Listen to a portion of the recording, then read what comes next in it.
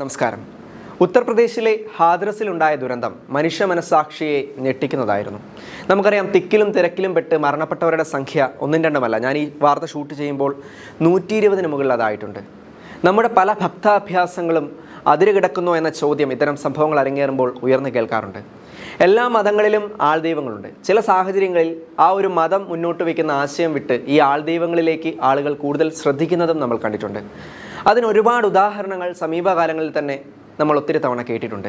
നമ്മുടെ നാടിനേക്കാൾ ഇത്തരം ആൾദൈവങ്ങളുടെയും പല തീവ്ര വിശ്വാസങ്ങളുടെയും പ്രധാന കേന്ദ്രമായി കണക്കാക്കുന്നത് നോർത്ത് ഇന്ത്യൻ പ്രദേശങ്ങളാണ്. മുമ്പ് നമ്മൾ സൂചിപ്പിച്ചതുപോലെ എല്ലാ മതങ്ങളിലും ആൾദൈവങ്ങളുണ്ട്. ഇത്തരത്തിലൊരു ആൾദൈവമാണ് നാരായൺ സാഗർ എന്ന ഭോലെ ബാബ.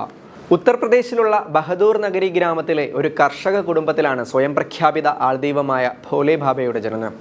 സൂരജ് പാൽ എന്നാണ് ഇദ്ദേഹത്തിൻ്റെ യഥാർത്ഥ പേര്. 2 സഹോദരങ്ങളാണ് ഇദ്ദേഹത്തിനുള്ളത്. ഗ്രാമത്തിൽ നിന്ന് തന്നെ പ്രാഥമിക വിദ്യാഭ്യാസം കഴിഞ്ഞ ഇയാൾ ഉത്തർപ്രദേശ് പോലീസിൽ ലോക്കൽ ഇൻ്റലിജൻസ് യൂണിറ്റിൽ പ്രവർത്തിച്ചിട്ടുണ്ടെന്നാണ് അവകാശപ്പെടുന്നത്. കോളേജ് പഠനത്തിന് ശേഷം ഇൻ്റലിജൻസ് ബ്യൂറോയിൽ ജോലി ചെയ്ത ഇയാൾ 1990-ൽ ജോലി ഉപേക്ഷിച്ച് പിന്നീട് ആത്മീയതയിലേക്ക് തിരിയുകയായിരുന്നു എന്നാണ് ഇദ്ദേഹം തൻ്റെ അനുയായികളോട് പറഞ്ഞിരുന്നത്. ഉത്തർപ്രദേശിലെ ഹാദ്രസ് ജില്ലയിൽ സാഗർ വിശ്വഗിരി ഭോലെ ബാബ എന്ന ബാനറിൽ നടത്തിയ സത്സംഗത്തിൽ ഭോലെ ബാബയുടെ പ്രഭാഷണം കേൾക്കാൻ വിശ്വാസികളുടെ കുത്തൊഴുക്കായിരുന്നു. ഇദ്ദേഹത്തിൻ്റെ അനുഭാവികളായി പല വ്യത്യസ്ത രാഷ്ട്രീയ പാർട്ടികളുടെ പ്രമുഖ നേതാക്കളും രാഷ്ട്രീയം പോലും മറന്ന് കൂടെയുണ്ട് എന്നുള്ളതാണ് മറ്റൊരു വസ്തുത. എന്നാൽ തിരക്കിനിടയിൽ പെടാതെ ജനത്തെ നിയന്ത്രിക്കാനോ വേണ്ട സുരക്ഷാക്രമത്തിനോ യാതൊരുവിധ സുരക്ഷാ സംവിധാനങ്ങളും ഉപയോഗിച്ചിരുന്നില്ല എന്നാണ് അറിയാൻ കഴിഞ്ഞത്. ആൾദൈവമായ ഭോലെ ബാബയുടെ കാൽപാദം പതിഞ്ഞ മണ്ണെടുക്കാൻ ശ്രമിച്ചപ്പോൾ ഉണ്ടായ തിരക്കിലാണ് 100 കണക്കിന് ജീവനുകൾ ചതഞ്ഞമർന്നത്.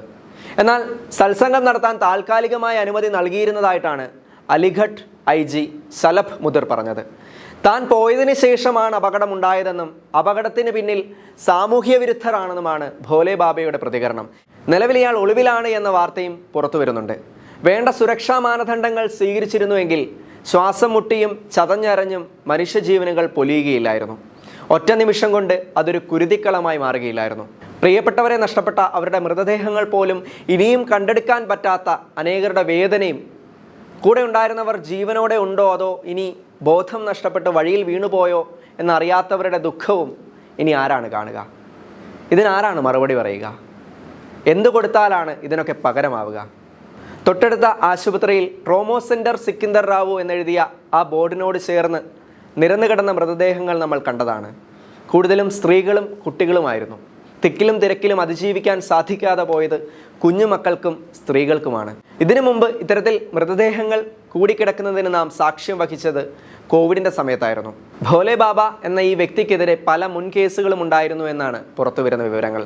സന്ദർശകരായി ഉന്നതരായ പലരും ഉണ്ടായിരുന്നു എന്നുള്ളതും FIR-ൽ ഈ വ്യക്തിയുടെ പേര് എങ്ങനെ ഇല്ലാതായി എന്നുള്ളതും ഇപ്പോൾ വലിയൊരു ചോദ്യചിഹ്നമായി ഉയരുകയാണ്.